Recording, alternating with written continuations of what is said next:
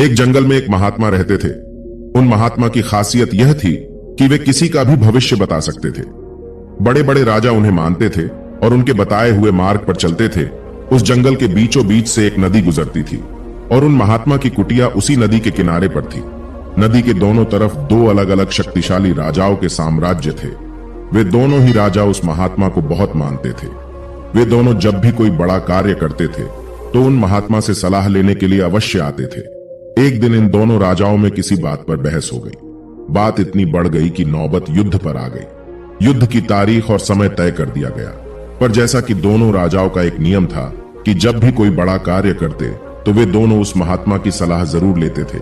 इसीलिए पहला राजा उन महात्मा के पास आता है और उनसे पूछता है कि महात्मा जी, मैंने पड़ोस के राजा के साथ युद्ध करने का फैसला किया है, इसीलिए यह जानना चाहता हूं कि युद्ध का परिणाम किसके पक्ष में होगा। वे महात्मा कहते हैं कि यदि तुमने युद्ध किया तो तुम्हारी हार निश्चित है। फिर वो राजा महात्मा जी से पूछता है कि क्या जीतने का कोई भी उपाय नहीं है। वे महात्मा कहते हैं नहीं, कोई उपाय नहीं है।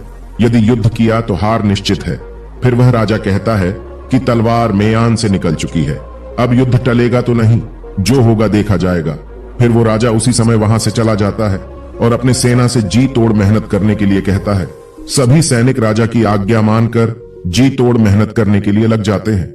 दूसरे दिन दूसरा राजा उन महात्मा के पास आता है और उनसे पूछता है कि महात्मा जी, मैं पड़ोस के राजा के साथ युद्ध करने के लिए जा रहा हूं, इसीलिए मैं इस युद्ध का परिणाम जानना चाहता हूं कि युद्ध किसके पक्ष में रहेगा। वे महात्मा कहते हैं कि निसंदेह जीत तुम्हारी है और उस राजा के पास तुम्हें हराने का कोई उपाय नहीं है। उन महात्मा की बात सुनकर वो राजा बहुत ही ज्यादा प्रसन्न हो जाता है और सीधा जाकर अपनी सेना को यह खुशखबरी सुनाता है कि युद्ध में उनकी जीत पक्की है। ये बात सुनकर उस राजा के सैनिक भी बहुत खुश हो जाते हैं और युद्ध की तैयारियों में लग जाते हैं। समय बीतता गया और आखिर युद्ध का दिन आ जाता है। फिर युद्ध की रणभेरियां बजाई जाती है और युद्ध शुरू हो जाता है। दोनों सेनाएं एक दूसरे के साथ भीड़ जाती है और मार काट मच जाती है। देखते ही देखते जिस पहले राजा की हार निश्चित थी, वे दूसरे राजा की सेना को ढेर कर देती है और पहला राजा वो युद्ध जीत जाता है जिसे उन महात्मा ने कहा था कि वो युद्ध हार जाएंगे। युद्ध जीतने के बाद वो पहला राजा उन महात्मा के पास आता है और उनसे पूछता है कि महात्मा जी, आपने तो कहा था कि मैं वो युद्ध हार जाऊंगा, लेकिन मैं तो युद्ध जीत गया हूं। आपकी भविष्यवाणी गलत कैसे निकली? फिर वे महात्मा उस राजा से कहते हैं कि मैंने तो वो कहा था जो तुम्हारे भाग्य में लिखा, लेकिन तुमने अपने कर्म से अपने भाग्य को बदल दिया। तुम्हारी जीत का कारण यह है कि तुमने अपने भाग्य से ज्यादा अपने कर्म को आवश्यक समझा और उस दूसरे राजा ने अपना सब कुछ भाग्य पर छोड़ दिया। उसने अपने कर्म से ज्यादा अपने भाग्य को आवश्यक समझा और पूरे समय में खुशियों से भरा रहा, जिसके कारण आज तुम विजयी हो और वो तुम्हारा बंधक है।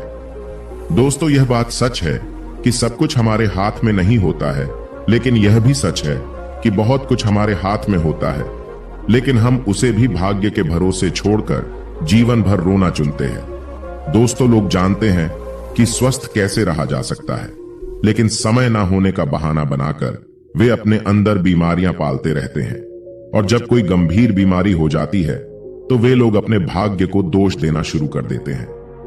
दोस्तों, अगर आज हम किसी समस्या में हैं तो वे सिर्फ हमारे पुराने गलत कर्मों के कारण हैं और कल अगर हम इस समस्या से निकलेंगे तो वे सिर्फ आज के अच्छे कर्मों के कारण ही निकलेंगे।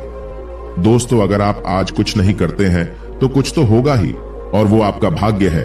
और अगर आप आज अपने बुद्धि का इस्तेमाल करके वो करते हैं जो आप करना चाहते हैं तो वो आपका कर्म है।